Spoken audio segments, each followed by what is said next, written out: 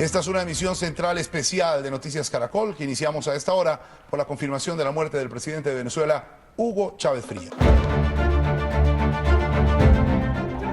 queremos! ¡Que paz descanse! ¡Que el Señor le tenga la gloria! ¡No, mi presidente! Ha fallecido el comandante presidente Hugo Chávez Frías. De esta manera, hace ya casi 11 años, el ahora presidente de Venezuela, Nicolás Maduro, anunciaba la muerte de Hugo Chávez, quien había gobernado Venezuela desde 1999. Esa enfermedad era el cáncer. Y básicamente hasta ahí llega la información oficial sobre cómo y cuándo falleció el líder de la llamada Revolución Bolivariana en Venezuela. Son muchas las preguntas que aún existen sobre cómo fue la muerte de Hugo Chávez. ¿Por qué? Porque casi toda la información sobre su enfermedad y muerte se manejó con extremo secretismo desde el gobierno. Sin embargo, hay mucha más información extraoficial sobre cómo y cuándo y en qué momento se enfermó de ese cáncer. Pero uno de los periodistas que casi siempre sabía lo que estaba pasando era Nelson Bocaranda. En su columna de los Runrunes, en su programa de radio y en su cuenta de Twitter, muchas veces publicó información confidencial y que el gobierno mantenía en secreto. El periodista que informó al respecto, aún antes de que el régimen reconociera que Chávez estaba enfermo, fue Nelson Bocaranda. Y con él vamos a hablar a partir de ahora para averiguar qué pasó con lo que pasó.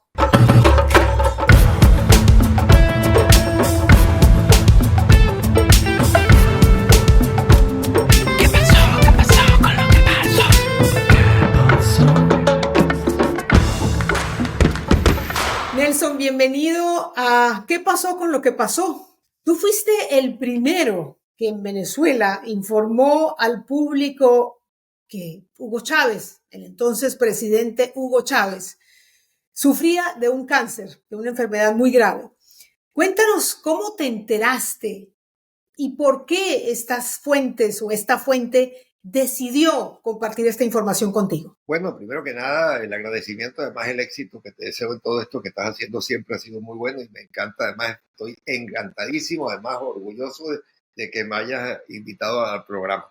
Bueno, pues mira, yo creo que ciertamente fue para mí ha sido para mí el hito más grande en los 60 años de profesión que ejercí diaria. Pues el viernes 24 de junio de ese año, el año 2011, que está Chávez en Venezuela de presidente, resulta que me llama la fuente cubana a las 2. Yo estaba en la playa, en Playa Azul, una organización que está en el litoral para descansar, y nos habíamos ido a pasar el fin de semana allí, y me llama una fuente cubana y me dice, quería que supiera que el presidente Chávez iría a anunciar en los próximos días que tenía un cáncer que le había empezado en una rodilla, no terminaron de hacerse los exámenes en Venezuela y nada, sino que se fue para Cuba, y entonces me dijeron, eso va a ser anunciado dentro de poco, bueno, para que usted tenga la primicia, el presidente va a ser tratado, va a ser todo. Bueno, entonces nada, yo agarré y claro, yo no iba a guardar esa primicia así, de una vez, Claro. en la madrugada, no dormí toda la noche para esperar primero que se atreviera algún medio a publicarla, porque yo estaba trabajando, hacía los runrunes que era una página nuestra, pero tenía la conexión, era con el diario El Universal, que era donde yo escribía los runrunes antes de, con la censura que vino y con el miedo que tenían de publicar todo, abrí la página de runrunes junto a mi hijo, para tener una libertad de no tener que depender de otro medio. Runrunes, la columna de Nelson Bocaranda, ya era muy leída en Venezuela, pero a partir de ese momento se convirtió en un sitio de consulta obligada. Cuando el presidente regresara sano y salvo o falleciera, era que yo iba a romper el silencio, y ese compromiso lo mantuve pues hasta ayer. El único medio que revelaba los secretos de Estado que el gobierno chavista no pudo ocultar. Entonces, efectivamente, me dicen que ellos no pueden publicar eso, a no ser que yo lo publique primero en Runrunes, porque como Runrunes era el responsable, era yo, ellos preferían que lo publicara yo primero y que el Universal, que era el diario con el que estaba trabajando y haciendo Runrunes, que lo ponía después porque tenían temores con el gobierno. Efectivamente, eso fue un sábado en la madrugada, toda la madrugada estuve escuchando el cuento de Cuba, las fuentes después corroboré yo con otra gente, total que amanecí el domingo, le dije al Universal, mira, públicala, que ya yo la publiqué el sábado en Runrunes, y el domingo la publicó el Universal, copió mi columna de ese lado, y entonces fue cuando se supo eso. Cuando eso estalla la información, nadie se atrevía a decir nada, nadie, y creían que había, bueno, me dijeron, a mí me dijeron desde que era gay hasta que era enemigo del régimen, desde que era ligado a la derecha hasta que era ligado a la izquierda. Es decir, inventaron cuanto pudieron para tratar de mentirme. Nada, efectivamente, se publica el domingo en el Universal, completa, en escrito, en el periódico, y entonces sale uno de ellos, que después también salió Jagua, que era uno de los ministros, y le dijo, mire, este desgraciado, con otras palabras, de Bocarán le ha dicho que usted tiene un cáncer, y Chávez le dice, pues es verdad, tiene la razón, lo voy a anunciar muy pronto. Así fue que entonces se regó de inmediato todo, y bueno, Chávez confesó 4 días después de yo haberlo anunciado, después de casi 5 días. Yo lo dije el domingo, el jueves anunció y lo dijo que él tenía un cáncer. Eso se repitió después porque la segunda operación, que también fue en Cuba, venía una tercera operación que iba a ser en Fueron Cuba. 4, ¿no? Fueron 4 operaciones. Sí, en esa tercera él fue a Venezuela, fue a su zona, a la zona de su vivienda y su familia y todas sus cosas. Se pegó ese viaje, y cuando se baja del avión allá en su estado natal, Elías Jagua, que era el vicepresidente, se le acerca al avión y le dice con todas las malas palabras, ese hijo de su madre, Nelson Bocaranda, dice que usted lo van a operar otra vez y tal, eso es un cretino, está inventando todo eso. Y le dice Chávez, cállate, vale, es verdad, lo voy a anunciar en media hora. Entonces allí se quedaron ya, como dirían los chiquillos, patidifusos, no sabían qué hacer, porque lo que yo le estaba diciendo era lo que estaba pasando. Y Chávez, como yo lo respeté, me lo dijo él, tú siempre me respetaste en una reunión que tuvimos una vez antes de que se fuera, mira, yo, presidente, yo esta información que publiqué, claro, él sabía que todo eso venía de Cuba, que habían sido los informantes. ¿Por qué lo mandó a sacar? ¿Por qué Fidel salió con eso? Porque, bueno, no sé. La primera de las 4 operaciones a las que fue sometido Hugo Chávez fue el 10 de junio de 2011.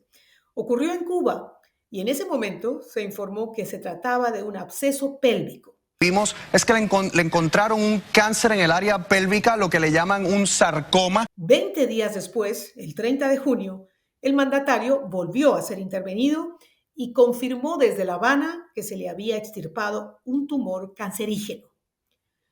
Chávez fue declarado libre de cáncer poco más de 3 meses después de este anuncio.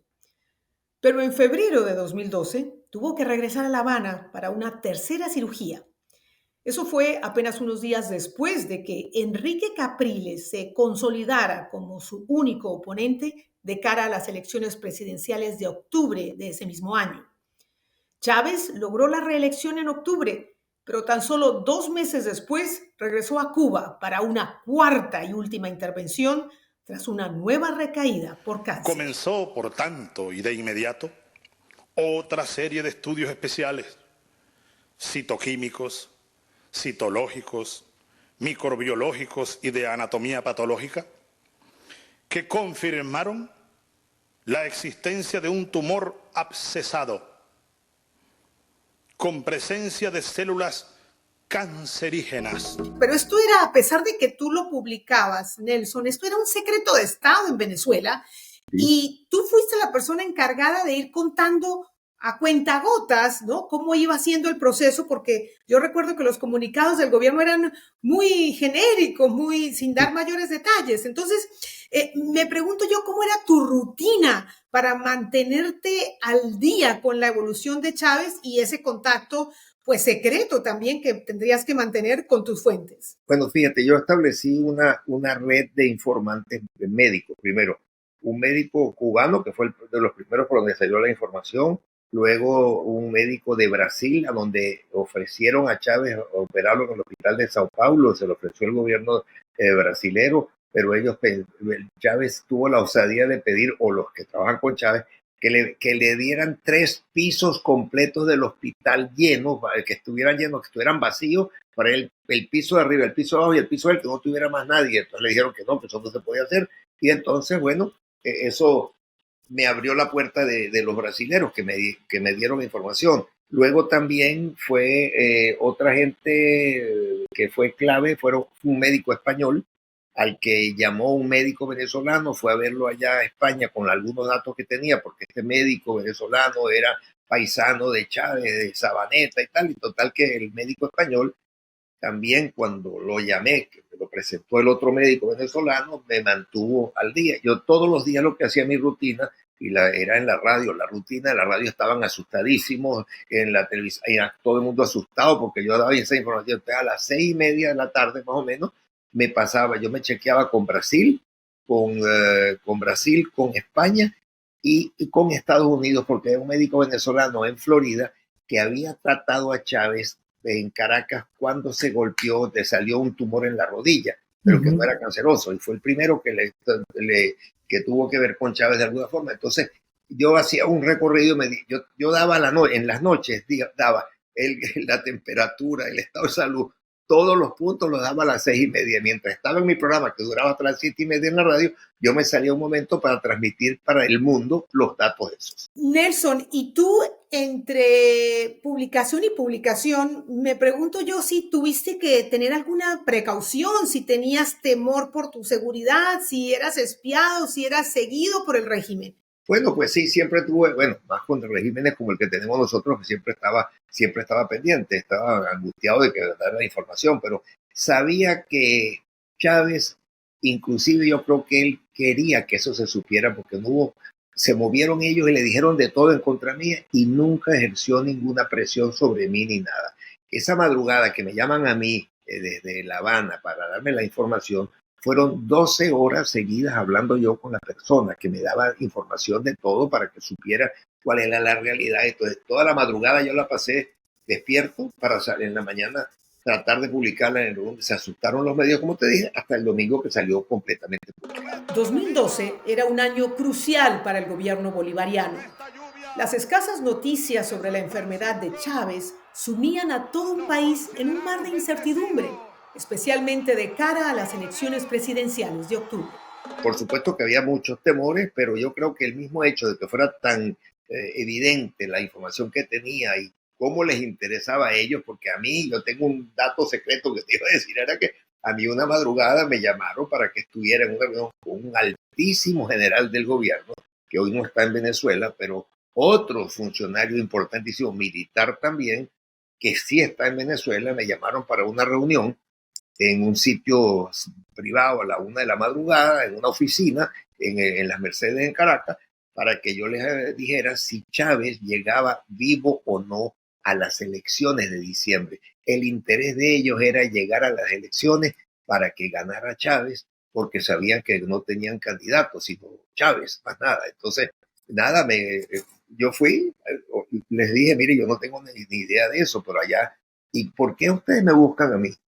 Le dicen, bueno, porque es que la información sobre Chávez la manejan Cilia, Maduro y Elías Jagua, que es el hombre que es responsable de los comités cubanos. Entonces, a nosotros no nos informan todo y por eso te llamamos para que nos ayudes en eso y nada, te vamos a agradecer siempre. Ok, perfecto, muy bien, y así fue. Me fui en la madrugada a las de 2:30 de la madrugada, ya estaba en mi casa con Nelson Eduardo Mijo, que me recogió en la misma oficina. Así que sí, así se manejaba esa situación en cuanto a Chávez. Ese era el hermetismo que existía en ese momento, que ni siquiera su propio entorno sabía lo que estaba pasando y te tenían que consultar a ti, que era tal vez el hombre mejor informado sobre la enfermedad de Chávez en ese momento. Bueno, fuiste el que diste la primicia. Me pregunto, Nelson, si alguna vez estas fuentes tenían temor de ser identificadas, si alguna vez te bloquearon información. No me bloqueé, no. Yo creo que ellos sabían que yo debía estar más asustado que ellos, entonces eso lo dejo tranquilo. No se metieron conmigo, al contrario, yo no los volví a ver más nunca a los individuos, pero uno de ellos lanzó por ahí una cuestión en contra mía, por ahí, para echar broma, más nada, yo creo que era como para que supa, como separarse de mí, ¿no? Digo, estás metiendo mentiras y tal, pero era uno de los que me fue a buscar para que le diera la verdad. Entonces, pero no, me mantuve tranquilo, y como ya era una cosa tan pública y era diaria la información y todo era verdad, y Chávez le iban a reclamar de que yo le estaba, y decía, él está diciendo la verdad. ¿Y alguna vez Chávez te reclamó, reaccionó, te llamó por esto? Yo no vi a Chávez más nunca, no lo volví a ver, yo no volví a ver a Chávez lo había visto yo antes de eso, pero en persona, después de que anuncié esto, nunca lo vi más. Yo seguí todo su proceso y y recibía información de lo que estaba pasando. Como hace tiempo estoy aferrado a Cristo, el Cristo. Uno siempre ha vivido de milagro en milagro, siempre he dicho yo. Eso fue para ellos dramático, porque ellos no pensaban que Chávez se iba a morir así, y sobre todo que ahí hubo unas discrepancias enormes en cuanto al tratamiento posterior. Ahí llegaron Dilma Rousseff y Cristina Kirchner a llorar sobre la urna porque y le decían a la CIA que estaba podrido, que por qué no le habían cuidado mejor y tal. Ahí hubo una novela negra en torno a ese velorio tan largo y todo eso. Lamentablemente, pues el hombre muerto, y cuando llegaron a Cristina Kirchner y Dilma Rousseff, Cristina lloraba y decía, ¿cómo han permitido? Llamó a la CIA, tienen que hacer algo, no pueden dejar que el cadáver se pudra, tienen que sacar. Ahí había un secreto enorme también de noche. Cerraban la academia militar y una empresa funeraria de Caracas le hacía, junto con una empresa colombiana que fue la que trajo, de la que le alquilaron una ambulancia de vidrio para mostrarlo después en un recorrido por Caracas. Allí se dieron cuenta que no llegaron a embalsamarlo y tuvieron que aplicarle de noche algo terrible, por lo que lloró Cristina Kirchner, y Dilma Rousseff se puso tristísima que tenían que meterle formol de noche y lavarlo con formol y volverlo a poner otra vez en la mañana ahí. Entonces fue algo muy doloroso para la familia y para ellos también, porque bueno, fue algo muy grotesco, pues, lo que se vivió. Y bueno, yo seguí informando, inclusive cuando salió dijeron que era el cadáver, yo informé y dije, eso no es ningún cadáver, amigos, eso son piedras lo que llevan allí a recorrerla por la ciudad, y no me negaron en absoluto nada. Eso fue verdad, porque Chávez no lo mandaron, no lo pasearon a él, pasearon fue una cantidad de piedras metida en un féretro. Pero en Capilla Ardiente era él, y obviamente yo estuve cubriendo esto, y eran colas y colas y colas de gente para ir a despedirse, y estuvo allí en Capilla Ardiente por días, así que bueno, hasta que finalmente le dieron sepultura. Hubo muchas especulaciones, Nelson, sobre el día y el lugar donde murió Hugo Chávez. Maduro anunció su muerte el 5 de marzo de 2013. Mi pregunta para ti es, ¿cuándo y dónde murió Chávez?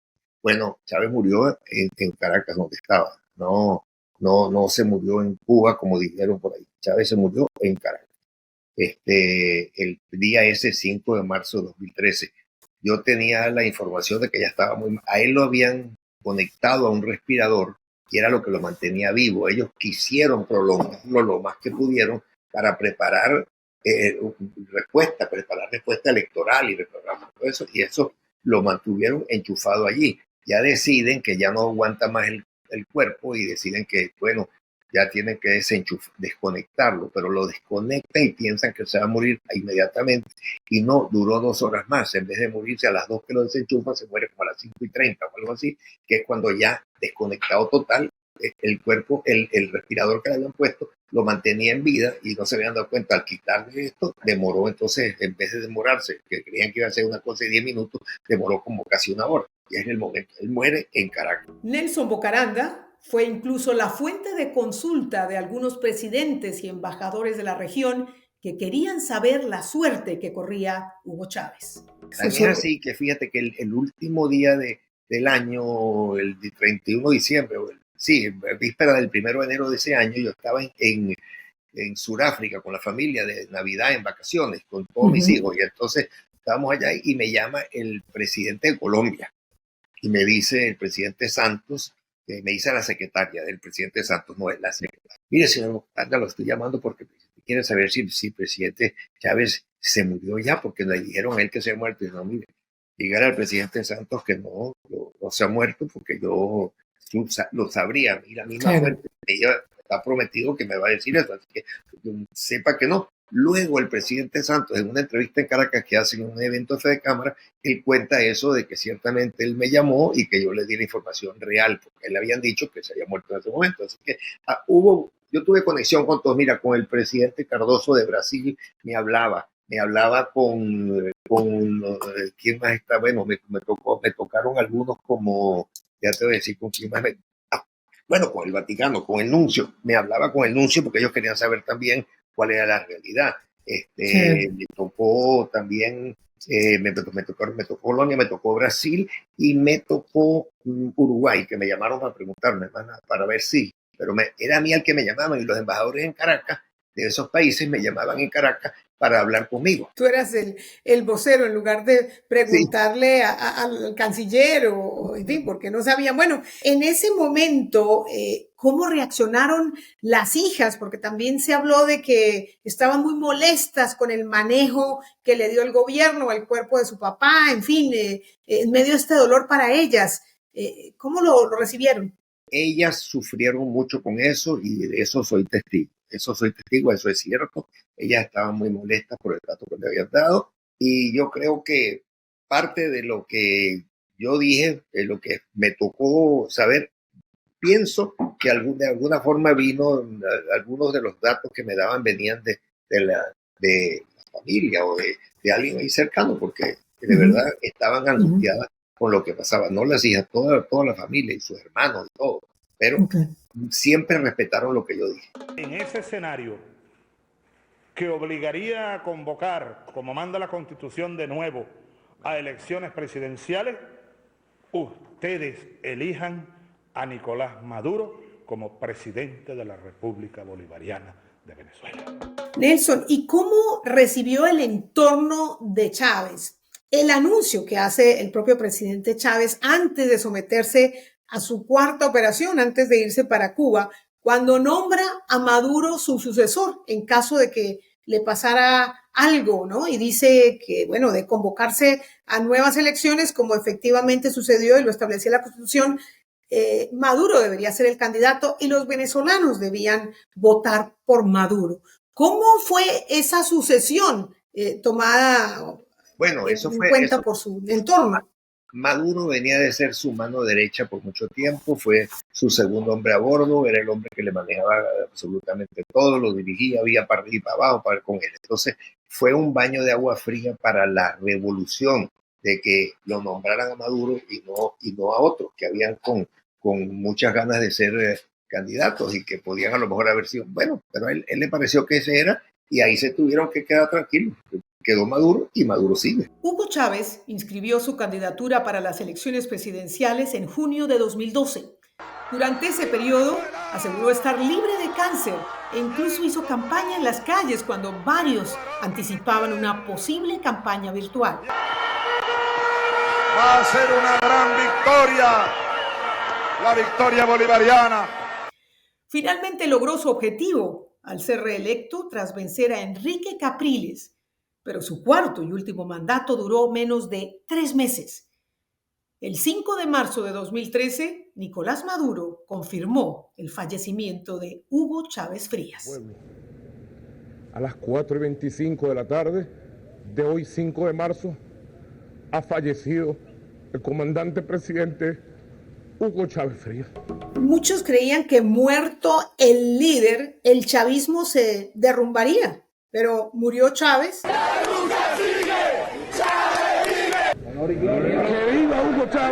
Ganó las elecciones Maduro cuando se convocaron nuevas elecciones. Y bueno, de la muerte de Chávez hace ya 11 años. Así que me pregunto, ¿qué efecto tuvo la muerte de Chávez para Venezuela? Bueno, el efecto de la muerte de Chávez es que, nada, hemos ido empeorando. Si veníamos mal, nos hemos puesto peor. Pero no ha habido ninguna atisbo de que puede mejorar la situación ni nada, porque cada día hemos estado más comprometidos con un retroceso, lamentablemente. Además, los medios, yo después de 60 años me retiro precisamente porque no puedo hablar de nada, no se puede hablar, la censura es muy grande, han eliminado muchísimo, más de 300 estaciones de radio, le han quitado los permisos, es decir, ha pasado esto. Entonces no tenemos información real, no tenemos información cierta a través de los medios porque les está prohibido por todos lados. Entonces, es muy difícil hacer ejercicio de periodismo así.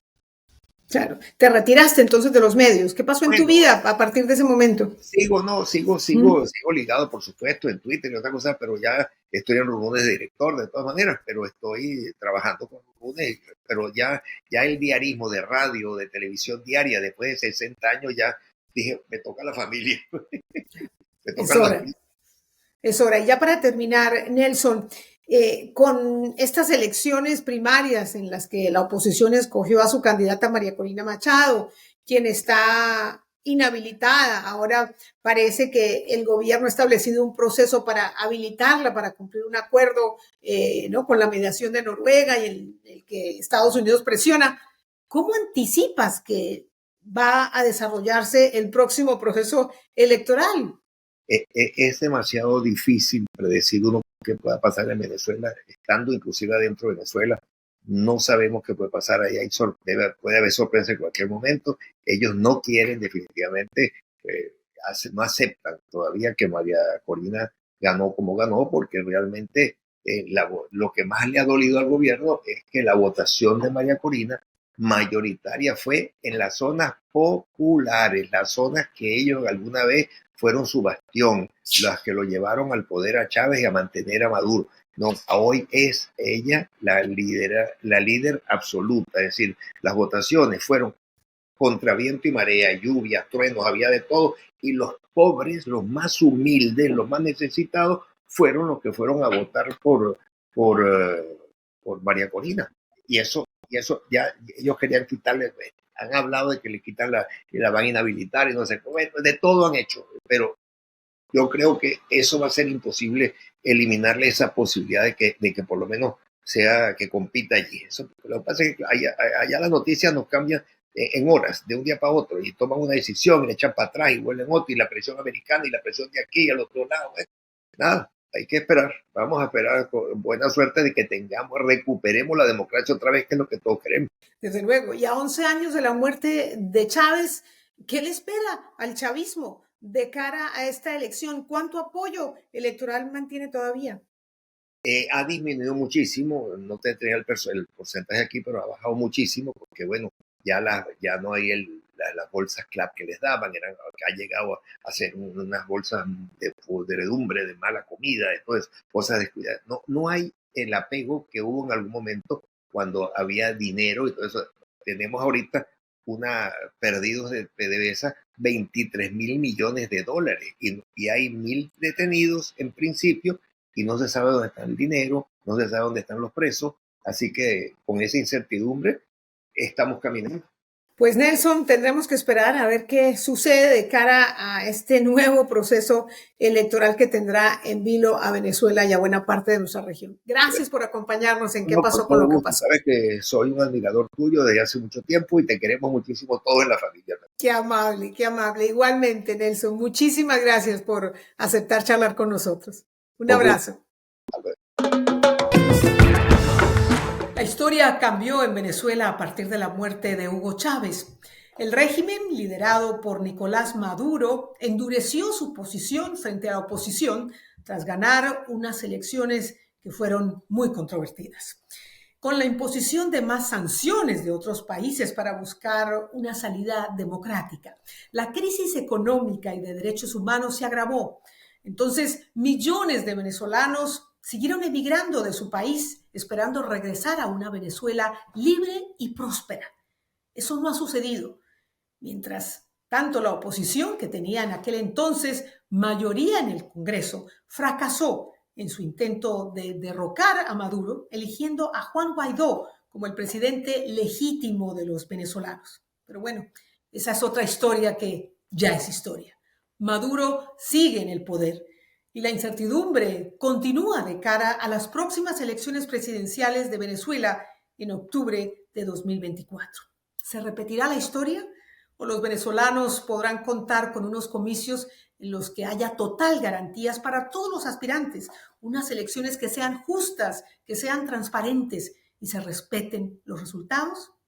Esa respuesta no la sabemos. Gracias por acompañarnos. Los esperamos en la próxima edición de ¿Qué pasó con lo que pasó? Y no se les olvide suscribirse al canal y activar las notificaciones, además de dejarnos sus comentarios. Hasta la próxima.